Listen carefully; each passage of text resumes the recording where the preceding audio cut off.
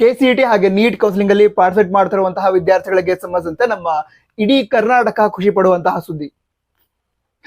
ನಮ್ಮ KEAದವರು document verification slip ಅನ್ನ download ಮಾಡ್ಕೊಳ್ಳೋದಕ್ಕೆ ಆಪ್ಷನ್ ಅನ್ನ ಕೊಡ್ತಾರೆ. ನಂತರ ಯಾವುದೇ ಅಪ್ಡೇಟ್ ಬಂದ್ರು ಕೂಡ ಆದಷ್ಟು ಬೇಗ ಹೇಳ್ತೀನಿ ಅಂತ ಹೇಳಿದೆ, ಈಗ ಕೂಡ ಹೇಳ್ತಾ ಇದ್ದೀನಿ.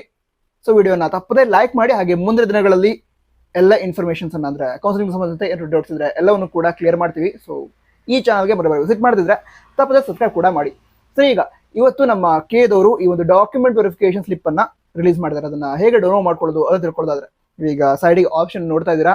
ಮೊದಲಿಗೆ ನಮ್ಮ KEAದವರ ಅಫಿಷಿಯಲ್ ವೆಬ್ಸೈಟ್ ಏನಿದೆ kea.kar.nic.in ಅಥವಾ cetonline.karnataka.gov.in ವೆಬ್ಸೈಟ್ ಅನ್ನ ವಿಸಿಟ್ ಮಾಡಿ. ಈ ರೀತಿ ಪೇಜ್ ಓಪನ್ ಆಗಿರುತ್ತೆ. ಅದರ ನಂತರ ಅಲ್ಲಿ ಮೇಲ್ಗಡೆ 3 ಡಾಟ್ಸ್ ಅನ್ನ ನೋಡ್ತಾ ಇದ್ದೀರಲ್ವಾ. ಸೊ ಆ 3 ಡಾಟ್ಸ್ ಏನಿದೆ ಅದನ್ನ ಕ್ಲಿಕ್ ಮಾಡಿ. ಅದರ ನಂತರ ಇಲ್ಲಿ ಪ್ರವೇಶ ಅಂತ ಕಾಣುತ್ತೆ, ಸರಿನಾ? ಆ ಪ್ರವೇಶ ಅಂತ ಆಪ್ಷನ್ ಏನಿದೆ ಅದನ್ನ ಕ್ಲಿಕ್ ಮಾಡಿ. ಇಂಗ್ಲೀಷಲ್ಲಿ ಆಗಿದ್ರೆ ಅಡ್ಮಿಷನ್ಸ್ ಅಂತ ಆಪ್ಷನ್ ಕಾಣ್ತಾ ಇರುತ್ತೆ. ಸೊ ಅದನ್ನ ಕ್ಲಿಕ್ ಮಾಡಿ ಅಲ್ಲಿ UGCET 2024 ಅಂತಿದೆ, ಕಾಣ್ತಾ ಇದೆ ತಾನೆ? ಸೊ ಅದನ್ನ ಕ್ಲಿಕ್ ಮಾಡಿ. ಅದನ್ನ ಕ್ಲಿಕ್ ಮಾಡಿದ ನಂತರ ಮತ್ತೊಂದು ಪೇಜ್ ಓಪನ್ ಆಗುತ್ತೆ.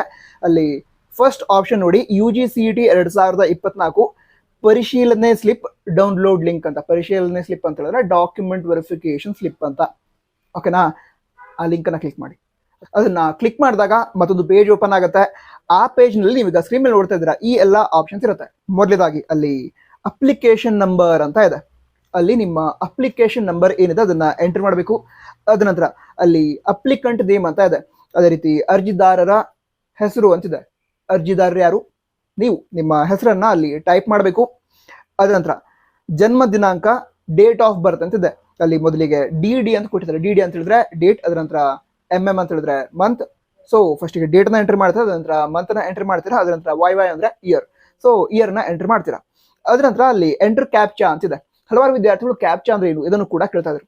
ಕ್ಯಾಪ್ಚಾ ಅಂದ್ರೆ ಏನು ತಿಳ್ಕೊಳ್ಳೋದಾದ್ರೆ ಅಲ್ಲಿ ಕೆಳಗಡೆ DDCH6D ಅಂತ ಏನು ಕೊಟ್ಟಿದ್ದಾರೆ, ಅದು ಕ್ಯಾಪ್ಚಾ ಆಗಿರುತ್ತೆ. ಈ ಕ್ಯಾಪ್ಚಾ ಏನಿದೆ ಬೇರೆ ಬೇರೆ ಸಲ ಲಾಗಿನ್ ಆಗ್ಬೇಕಾದ್ರೆ ಬೇರೆ ಬೇರೆ ಇರುತ್ತೆ. ಸೊ ನಿಮಗೆ ಬೇರೆ ಕೋಡ್ ಕೊಟ್ಟಿರ್ತಾರೆ.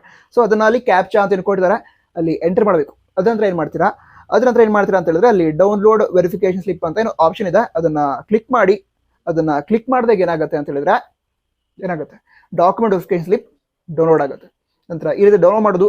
ಬೇರೆ ಡೌಟ್ಸ್ ಇದ್ರೆ ಕಮೆಂಟ್ ಬಾಕ್ಸ್ ತಿಳಿಸಿ, ನಿಮ್ಮ ಫ್ರೆಂಡ್ಸ್ಗೆ ವಿಡಿಯೋನ ಶೇರ್ ಮಾಡಿ. All the best.